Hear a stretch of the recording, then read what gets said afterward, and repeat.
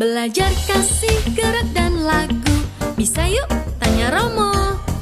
Ku bangga jadi anak Tanak, teman anak Katolik. Ku bangga jadi anak Tanak, teman anak Katolik.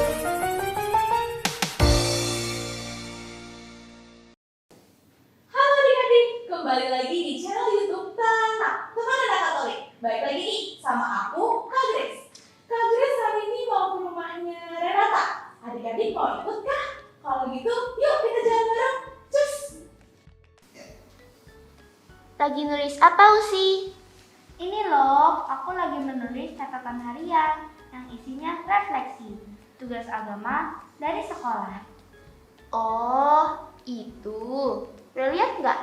Mau baca dong. Hehe, belum juga mulai. Aku bingung mulainya dari mana dan harus nulis apa. Ya, tulis aja apa yang kamu rasakan hari ini, Usi. Gembira, senang, sedih, bangga, atau apa juga boleh. Iya, nanti kamu bisa kayak orang kudus Santa siapa tuh ya namanya, yang rajin menulis catatan hariannya.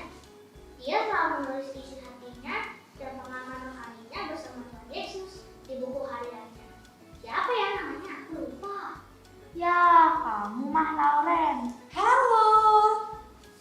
Hai Kak Grace, pas banget nih. Kenapa tuh sih? Itu loh Kak Grace, si Lauren bilang ada Santa yang rajin menulis catatan harian. Kak Grace tahu, si Lauren lupa namanya. Namanya Santa Maria Faustina dari Kowalska. Dia adalah Rasul Rahiman Ilahi. Iya, itu dia. Santa Faustina. Buku hariannya sangat terkenal kan Kak? Ceritain ke kami dong Kak tentang Santa Faustina.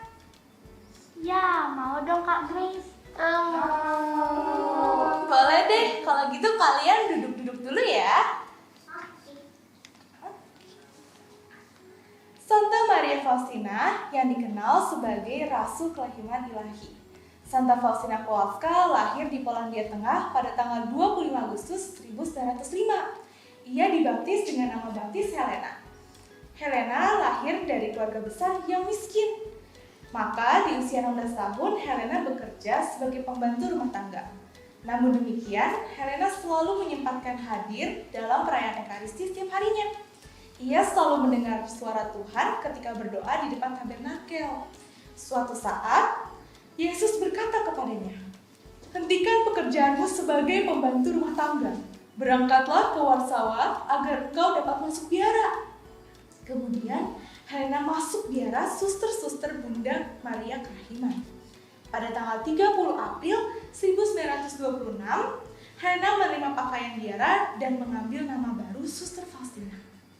Di biara, Suster Faustina melakukan tugas-tugas sederhana seperti di dapur, di kebun, atau sebagai penerima tamu. Ia menerima semua tugas dengan rendah hati. Tuhan mempersiapkan dirinya untuk menerima rahmat yang lebih besar, yaitu rahmat untuk menerima penampakan Tuhan Yesus yang Maha Rahim. Penampakan itu terjadi berulang-ulang. Dalam penampakan Yesus meminta kepadanya, "Berdoalah sedapat mungkin untuk jiwa-jiwa yang berada dalam sakaratul maut. Mintalah untuk mereka pengharapan pada kerahimanku, karena merekalah yang paling membutuhkan pengharapan itu."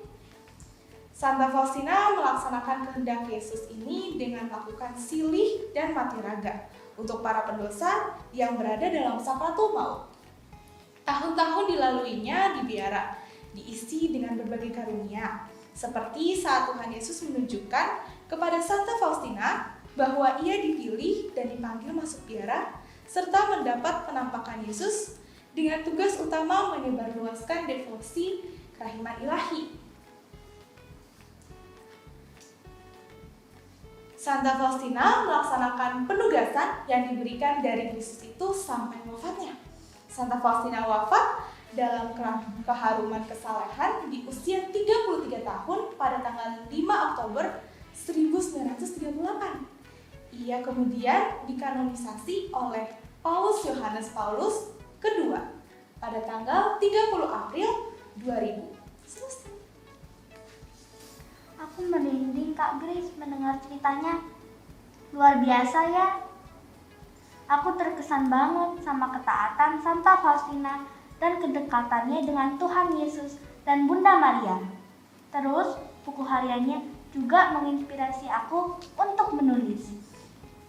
Yang menarik perhatian aku tidak hanya Santa Faustinanya, tapi kasih Tuhan Yesus yang begitu besar kepada orang-orang berdosa. Sepertinya Tuhan Yesus mengusahakan banget ya orang-orang yang berdosa bisa tetap mendapatkan keselamatan untuk masuk surga. Ya, sampai Tuhan Yesus secara khusus menuju Santa Faustina untuk mendoakan orang-orang berdosa kan? Aku malah bingung kenapa Tuhan Yesus mau mengusahakan itu. Orang berdosa nggak dibiarin dihukum aja. Kenapa Kak Grace? Aduh, Lauren, mending kita tanya Modi aja yuk. Berarti sekarang waktunya kita, yuk tanya Romo. Ayo! Bentar ya, Kak Grace mau telepon Modi dulu.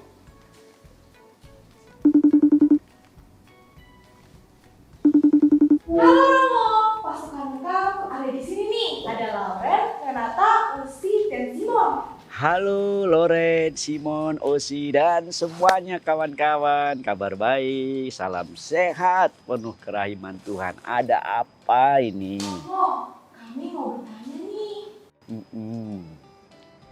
Romo, tadi Kak Grace bercerita kisah Santa Faustina Kowalska. Dalam kisah itu diceritakan kalau Santa Faustina ditunjuk secara khusus oleh Tuhan Yesus untuk mendoakan orang-orang berdosa yang berada dalam sakratul maut. Kenapa Tuhan Yesus begitu baik, Romo? Dia tidak menghukum tapi malah mengupayakan supaya mereka bisa selamat masuk surga. Nah, ini yang penting untuk teman-teman kita ketahui. Allah kita itu maha cinta. Anda dan saya pun hidup karena cinta. Kita pun hidup diciptakan oleh Allah yang cintanya luar biasa. Maka kalau kisah Santa Faustina yang ingin menyelamatkan jiwa dalam sakratul maut, karena cintanya Allah tidak mau kehilangan siapapun termasuk ciptaannya. Kenapa adik-adik?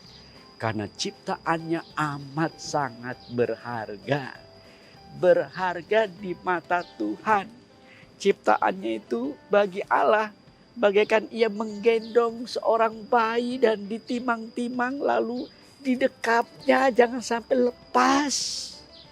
Jadi cinta Allah luar biasa. Karena itulah penting kita semua berdoa dan berdevosi kerahiman. Anak Allah kita tidak pernah mengecewakan kita. Allah mencari dan menyelamatkan kita. Termasuk mereka-mereka yang sedang menghadapi ajal. Itulah titik darah penghabisan Allah menyelamatkan. Sampai di mana? Sampai hembusan nafas terakhir. Makanya Santa Faustina diminta Tuhan Yesus menolong jiwa-jiwa itu. Yuk kita doa kerahiman. Keren. Salam sehat.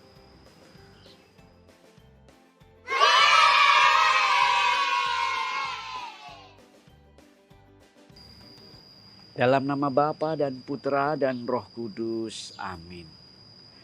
Allah Bapa yang penuh cinta, Engkau mengasihi kami sedalam-dalamnya. Bahkan karena cintanya Engkau mengutus Yesus Kristus pada kami. Ajarilah kami untuk mengenal cinta-Mu itu, membalas cinta-Mu itu dalam kehidupan kami sehari-hari dengan saling mengasihi sesama kami, termasuk musuh-musuh kami. Terima kasih Tuhan untuk ajaran hari ini. Demi Kristus Tuhan, Raja Kerahiman Ilahi. Amin. Dalam nama Bapa dan Putra dan Roh Kudus. Amin. Nah adik-adik, sudah jelas ya penjelasan dari Modi mengenai kerahiman Allah yang Maha Kasih. Maka adik-adik jangan lupa untuk berdoa kerahiman ilahi setiap jam 3 sore